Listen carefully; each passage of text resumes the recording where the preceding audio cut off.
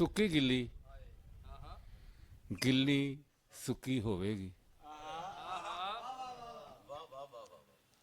ਸੁੱਕੀ ਗਿੱਲੀ ਗਿੱਲੀ ਸੁੱਕੀ ਹੋਵੇਗੀ।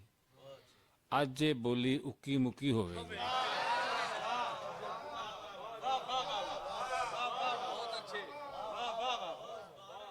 ਸੁੱਕੀ ਗਿੱਲੀ ਗਿੱਲੀ ਸੁੱਕੀ ਹੋਵੇਗੀ। ਅੱਜ ਇਹ ਬੋਲੀ ਉੱਕੀ ਮੁੱਕੀ ਹੋਵੇਗੀ। ਜੇ ਇਹ ਸੁਰਖੀ ਚੂਨੇ ਕੱਥੇ ਵਾਲੀ ਨਹੀਂ, ਜੇ ਇਹ ਸੁਰਖੀ ਚੂਨੇ ਕੱਥੇ ਵਾਲੀ ਨਹੀਂ, ਫਿਰ ਇਹ ਥੁੱਕ ਮਜ਼ਦੂਰ ਨੇ ਥੁੱਕੀ ਹੋਵੇਗੀ।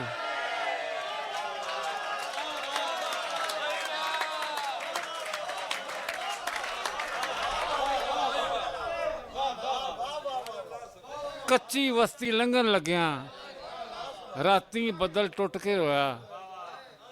ਲੱਠੇ ਦੀ ਥਾਂ ਪਾਟੇ ਲੀੜੇ, ਚੋਰ ਕਬਰ ਨੂੰ ਪੁੱਟ ਕੇ ਰੋਇਆ।